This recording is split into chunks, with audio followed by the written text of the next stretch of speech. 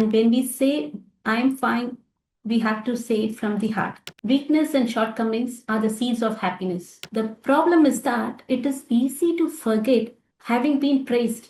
And the only thing that people remember are the times that have been put down. That love for others is a gift. You give it for nothing. It is a one-way transaction.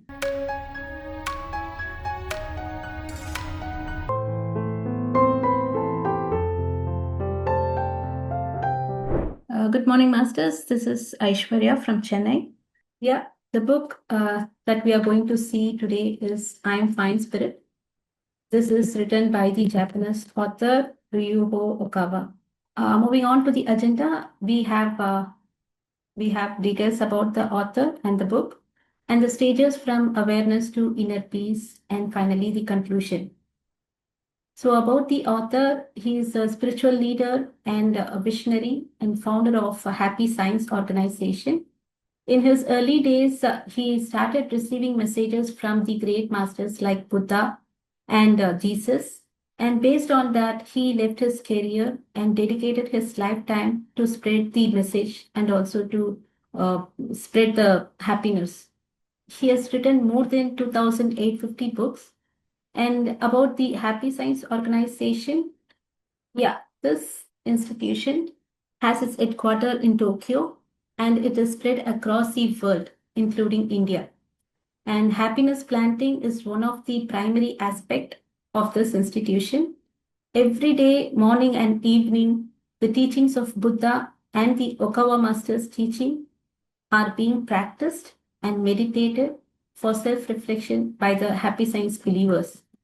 And when it comes to the book, this I Am Fine Spirit, it tells us the true strength comes from within by acknowledging our emotions and nurturing our inner self. This book is useful for all ages of people and it has the universal formulas that can be adopted. And the author also assures that if it is included in the schools and the companies, this will drastically decrease the bullying case, violence, crime, and also heal the depression and increase the morale of the people. So the motto is, let's all try to be positive with smile on the face always. And when we say, I'm fine, we have to say it from the heart. Moving on to the first agenda, which is the awareness of the hidden self. The author has given few tips to adopt it in order to increase our awareness. The number one is living with a carefree spirit. To make our life brighter, always we have to live with the carefree spirit. That is, it is like a child who forgets all the worries of the day after a good night's sleep. If your mind is full of complicated ideas, take a moment to clear it out. That's the starting point of your life, to live with simplicity and a positive attitude. Then the second is weakness and shortcomings are the seeds of happiness. If you feel you have the weakness and shortcomings and you're constantly aware of them, then do not worry. That means you are actually very fortunate. The author is connecting this to a proverb that a creaking door hangs longest. That is, when we find a door making noise while opening and closing, we always handle it with utmost care. Isn't it? It means that it is similar to the people who has sickness, who has health issues and physical weakness. They live longer because they take care of their bodies at every stage. Whereas in the healthy people who always work around the clock are often the ones who should be more cautious because they do not look after their health. He says that knowing the weakness from the soul level is the awareness. Once you are aware at the soul level and accept that weakness, healing automatically starts and it helps to transform you to the next level. The message here is, most of us have the worries and distress, but please regard as the seeds of positive encouragement for our further growth. And for example, young people, they are physically fit and strong, but the disadvantage is they lack the experience and the knowledge. The people who get older, they are physically weak. Although they lose the physical strength, it is replaced by the greater wisdom and richer store of the experience. That is, the people's strength at one stage of life is replaced by the opposite in the later stage. That is the message over here. Coming to the third point, in the end, you are your opponent. What he is trying to say is, you will never find victory in life by comparing with other people.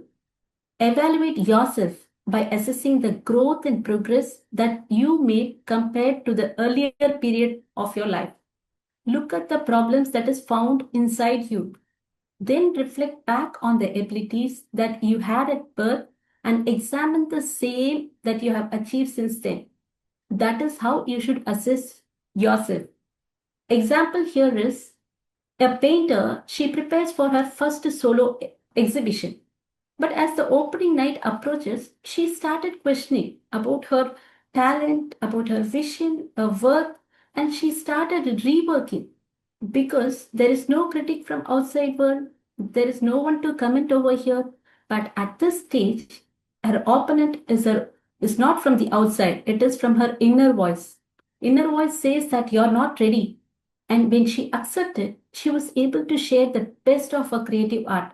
And that's when she wins. The message here is, in the battle with yourself, victory is always possible. Moving on to the fourth point, people with unshakable mind. From ancient times, unshakable mind has been considered extremely important in Buddhism. Many of us suffer due to mental agitation. One of the main themes of Buddhist seekers is to find ways to establish a mind that cannot be swayed because it gives deep inner peace, strength, and reliability. To achieve this, we have to realize that we are the child of God. Because without this understanding, unshakable mind is not possible. Example, the Nelson Mandela. His deep inner conviction and forgiveness and clarity of purpose made him a big leader of South Africa with 27 years of imprisonment. Moving on to the next point, that is, if you keep on rolling, you will grow. This is called the snowball effect. Every day, many things happen that could be either seeds of good fortune and the seeds of trouble. It is the reality of world. This is compared to a snowball rolling over the mountain, or the rolling pebble that becomes becomes a river stone. Imagine a small pebble is at the top of the hill. At first, it is very tiny and rough, but then it starts rolling steadily. Something happens. It bumps into the new surface, it gets shaped by the friction, it picks up the minerals, and it becomes smoother and stronger and more defined. By the time it reaches the river below, it is no longer the same pebble. It has grown not only in size, but in character, polish, identity, and resilience. It grew because it kept rolling. If it had stayed at the top of the hill, it would have never changed. It would have remained the same forever. Living with this perspective of life will expand your human capacities multifolded. Just remember, if you keep on rolling without worrying or dwelling over, you will grow every time you roll. Every situation you encounter, every person you meet in life is a teacher. If you adopt this perspective in every encounter, in all relationships you have, will be a lesson that will benefit you. Moving on to the sixth point, believe in your unique mission. Humans are like tools of the carpenter. They perform best work when each tool is assigned to a right job. Like the tools of carpenter, all of us have different roles. Ask yourself what kind of role you have in this lifetime. Then you will begin to see your mission in this life. Everyone has single unique personality. Example here is Walt Disney. His mission was to bring joy through the imagination. Even after multiple setbacks, he held on to that vision, creating Disneyland, a global symbol of wonders and storytelling.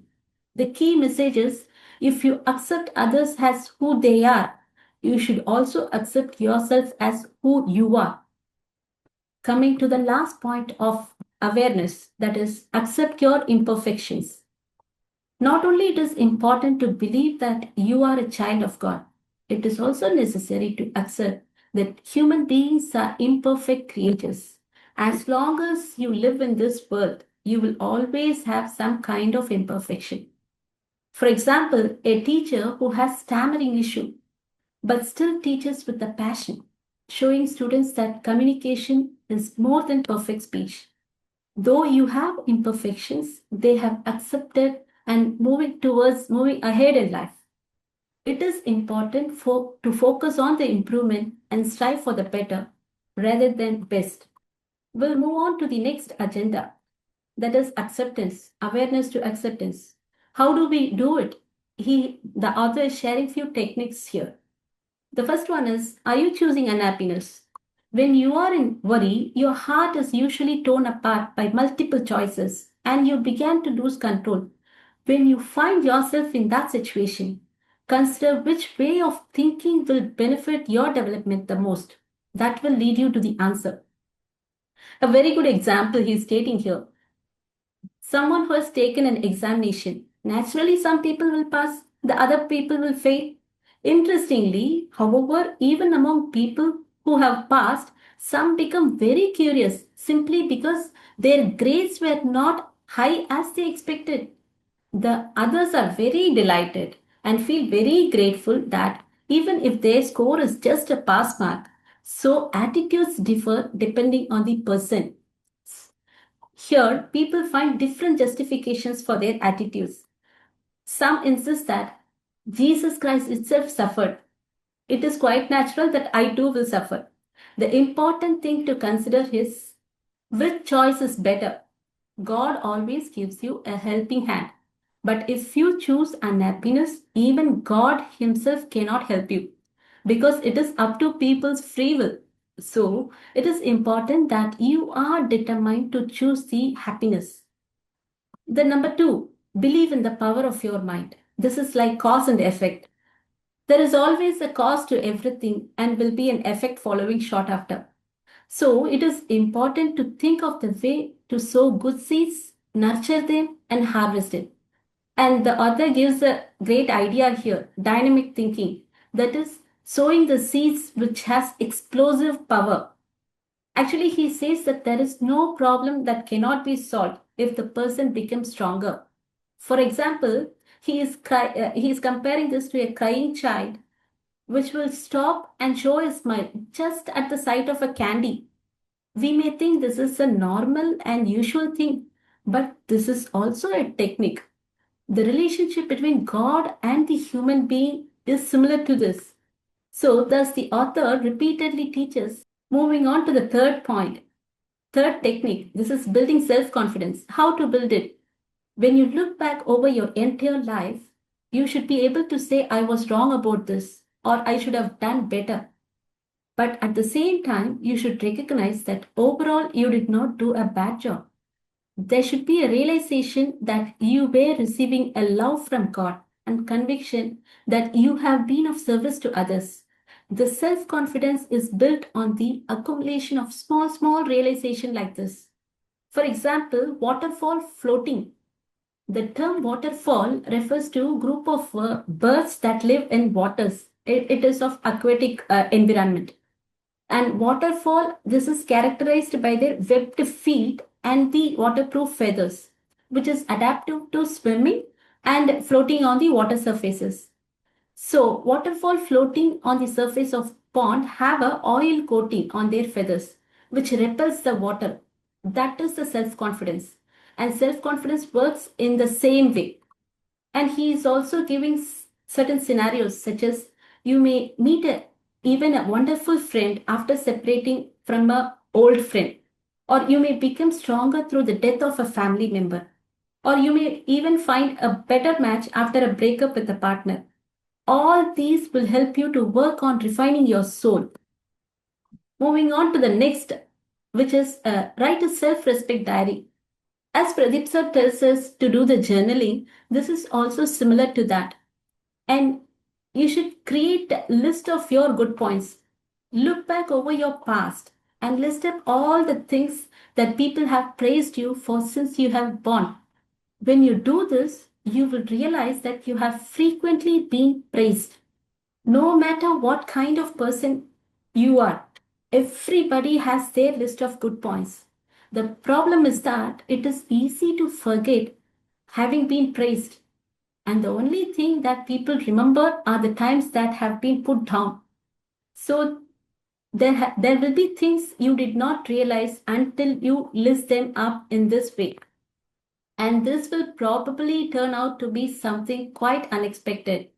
The author suggests everyone to experiment this and to see the results. It's a very good example and very good experiment. Moving on to the next point, which is if you find trouble at work, he asks us to go and do physical exercise. Reason is he insists on the importance of keeping us healthy and fit. For example, when you work in a company, whether you can continue your work and start with the same vigor again the next day depends on your physical strength. Of course, you need working skills, but when you lack the physical strength, your decision will become pessimistic. If you're physically strong, you will have bright outlook. You will think that it is possible to fix relationships and that good things will happen at work and also in life. So we'll move on to the agenda, which is letting go and healing, from awareness, acceptance to healing. Here the author talks about different perspective of seeing the situation. The first one is face your karma.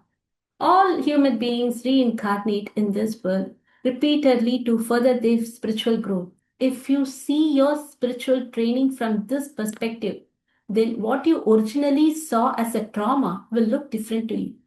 Life is like full of workbook, full of problems to be solved. So even if you feel that you are being swept away in suffering, it actually means that you are facing one of the most important issues in your life. You're currently experiencing a crucial time for your spiritual growth. You have to consider this is an exciting time for you. You have at last entered the ring for the match. Up to now, you spent a long time in training, shadow boxing with an imaginary opponent, but the time is now over and the match is about to begin. Once you are in the ring, you must fight.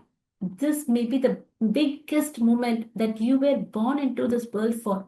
In fact, even before you were born, you may have spent decades or even centuries in the other world preparing for this particular moment.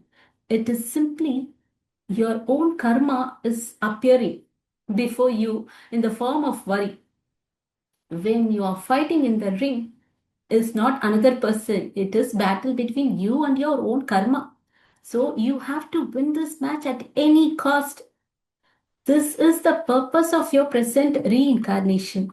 Why is it that now, when the crucial moment is come and you are making excuses, I can't help? No, that is not allowed.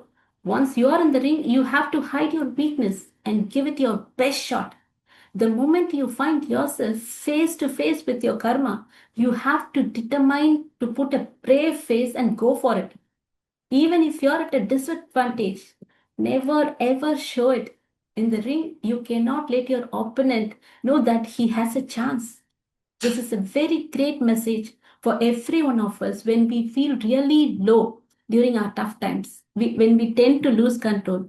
Hence, the author energizes and he gives different outlook of it. Therefore we always need to think positive in life. The next point is God only gives you a problem that you can solve.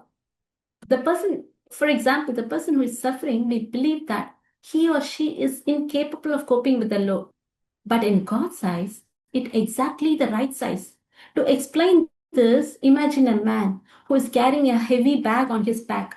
He may be capable of carrying heavy loads, but he avoids them and only carries a lighter one. If he is given extra weight, he thinks he will collapse. But after a while, another load is placed on him. He believed that he would collapse again, but he does not. He goes on walking. When again someone places another load on his back, he thinks, for sure this time I will not be able to continue standing. Yet he is actually quite fine. At last, he realizes that even though he believed himself to be incapable of carrying such a heavy load, in actuality, he was only being lazy. The same applies to work. When you feel that you have reached your limits, it is important to consider whether you have really done all what God expects of you and what He believes that you are capable of managing successfully. You have to think through that before you think that you are done with that. Moving on to the third point, this is very interesting one. Think like a long distance runner rather than a sprinter. When you feel like giving up, think that things could not get any worse. At such time, you need to change your way of thinking completely. The author is giving his own experience of running. If you did not succeed 100-yard sprint, this does not necessarily mean that you're not a good runner. The sprints last only few hundred yards, but consider the marathons that will last for 26 miles. If you're not good at sprinting, ask yourself whether you have any talent for long distance running. Sometimes you must change your perspective. The author says he himself is not a good runner, but when he was in high school, he took part in a marathon and achieved a satisfactory position. And that taught me the importance of pacing himself in all things. So when the race started, he chose up a group of people who he felt had about the same ability as him and ran with him to pace himself. However, after he had been running for a while, his body warmed up and he felt good and realized that he might be able to do better than he originally expected. From about the halfway point, he began to increase his pace, and it felt as if his legs had grown longer. He was able to continue increasing his speed until he found himself overtaking the person who had beaten him in sprints. The sprinters are usually well-built person, and when they lost their pace in long distance, they find that they can no longer keep going. The author could see the amazement on the sprinter's face when he overtook him. He could hardly believe it was happening, and that was an amazing experience the author had. So, the message here is we need to assess our own strength objectively and decide when we should make extra effort so that we can achieve the best possible result in the long run. There is always a room for improvement. This one is very interesting, isn't it? We'll move on to the fourth one. Are you setting limits to your possibilities? When you face worries, it is important always to look out for increasing your possibilities in life. The one reason why setbacks become so big is people generally have only one goal in life. But if you think too much about that one particular goal and believe it is the only way to make your dream come true, then your determination will become an attachment. As a result, even small failures may result in serious disappointment. When you are struggling to solve a problem, it is important to make room for other possibilities. This is one method of avoiding the disappointment. Coming to the last point, rising above painful times. He has three ideas over here.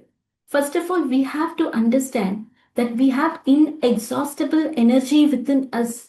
We are the soul, and soul is like an onion because it is multi-layered structure and the core is connected to the cosmic God. The central part of the soul is the source that provides boundless light and resilience. This light has same power as God has. It is filled with wisdom, courage, compassion, harmony, so on. So when you find yourself in a difficult situation, above all, you should remember your true self. You are the soul. Beware that essentially you have unlimited power. The second important point is always concentrate on the accumulation of inner strength. You have to focus more on the inner strength by gaining wisdom when you are in the time of your when you are in worries and suffering. You have to accumulate and strengthen your inner power. The third important attitude is to see a setback as an opportunity to think about other people's happiness. Because in all the downfall time, you always think too much about yourself and forget about others. So the author wants to make an effort to change your object of your attention. Think about others, how to make them happier. In walking this path, you will definitely rise above these painful times. So we'll move on to the next agenda, that is transformation. From awareness, acceptance, healing, we are moving into transformation. That is what all the things that to be adopted. The number one is knowing that we have an eternal life that makes you more accepting. Just imagine what this world looked like from the God's perspective. God must be seeing, I see the lighter skin, I see the darker skin. All are good. All should strive to be happy. And each must seek happiness within the circumstances they have been given. Our lives are not limited to this present one. Like a river that flows from the mountain one place to another, we have existed as souls for a long, long time and reincarnated over and over again on this earth. Always remember and realize that we have eternal life. Understanding leads to loving. When people are unable to love, that is because they cannot understand. In case of the married people, when partner does not love the other because there is a lack of understanding and which will eventually causes the conflict. The first requisite to love people is to gain the ability to understand them. This can be achieved by experiences, by gaining a lot of wisdom and knowledge. We'll move on to the next point, which is don't label people as a friend or enemy. When we look at people, immediately we divide them as a friend or enemies. That is our normal nature. But we also categorize people who are close to enemies as our own enemies too. But actually, they should be very careful of this kind of thinking because this is where the mistake starts. There should be some reason or background why a person is acting in that way. Hence, it is incorrect to decide that someone is a friend or enemy without understanding the background. Maybe these people, in many cases, your teacher in disguise and also reflection of your mind. The next important thing is respect is the key to good relationship. For example, people who do not succeed at work rarely respect their superiors. No doubt your superiors have shortcomings, weaknesses, etc. If you really wish to succeed in your work and life, you always need to respect and love the people above you as well as the below you. And the final point is don't count what you have done for others. This is the common mistake that every one of us does. Unhappiness in life starts with the attitude of constantly remembering what you have given others and forgetting what you have got from them. The thinking, although I did so much for him, he did not do anything for me in return, is the starting point of the unhappiness. You need to remind yourself that love for others is a gift. You give it for nothing. It is a one-way transaction. If in case when you happen to receive the love in return, you should consider it is a unexpected bonus.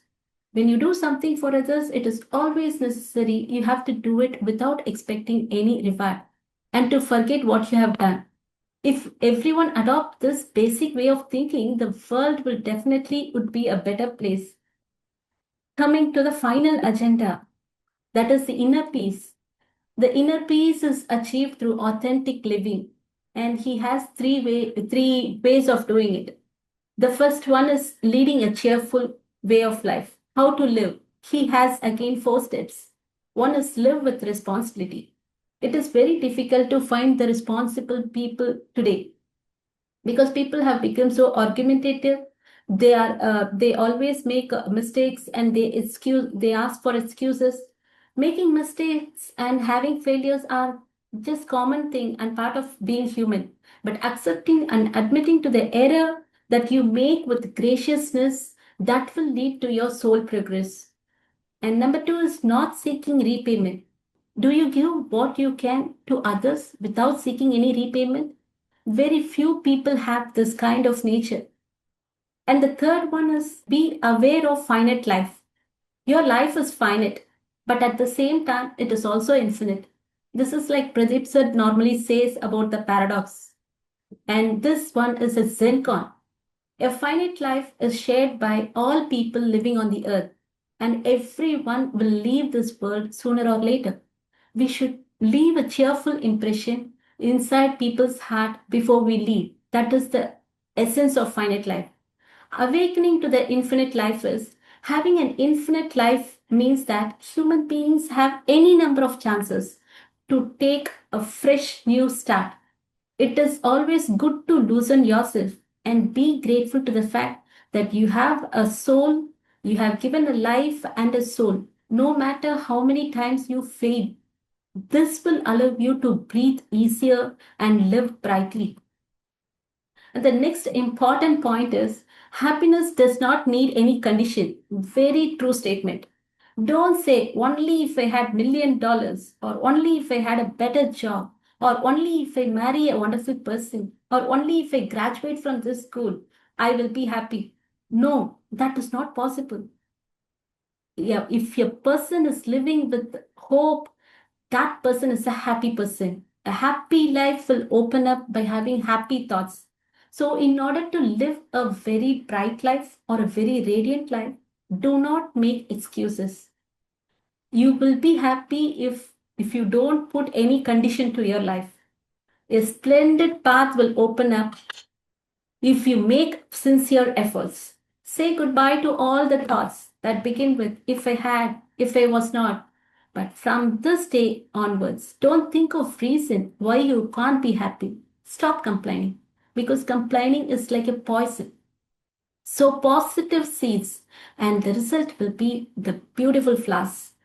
So coming to the final point, that is get through tough times with an I'm fine spirit. People habitually say I'm fine to avoid questions because this has become a mask nowadays. If you go and ask people how are you, they say I'm fine. It may be true, but it may not be true. So, but they will still say I'm fine. It is due to their inner disconnect between mind, heart, and spirit. We hide our pain to appear strong. But the thing is, spirit notices everything. The author says, when you say, I'm fine, it should come from the soul. That is, it is impossible for human being to hold two contradictory thoughts in their mind simultaneously. People cannot laugh while they talk about something sad, and they cannot cry when they are talking about something enjoyable either. So we must create an image by developing and becoming successful and being useful to the society and to the world, finding happiness around us. This image you must always keep in the forefront of your mind. If you're able to do it in this world, then you will be able to do it in the next birth, and you can be said to have achieved victory in life. Thus, coming to the conclusion, true healing happens only when we listen to our inner spirit. By acknowledging our emotions, practicing our self compassion, living authentically, and creating inner peace. Soul does not need perfection, it needs only the honesty. A wonderful statement. And thank you all masters for listening this Swadhyaya session, and a very deep gratitude to Pradeep sir for giving this wonderful opportunity, and sincere thanks to BHF team for your continuous support. Thank you very much.